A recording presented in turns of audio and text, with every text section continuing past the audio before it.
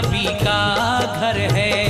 वो मदीना जिसे हम रश के हरम कहते हैं, वो मदीना जहां महबूबे खुदा रहते हैं। अर्श से जिस जगह रहमत के पयाम आते हैं, आसमानों से दुरूद और सलाम आते हैं।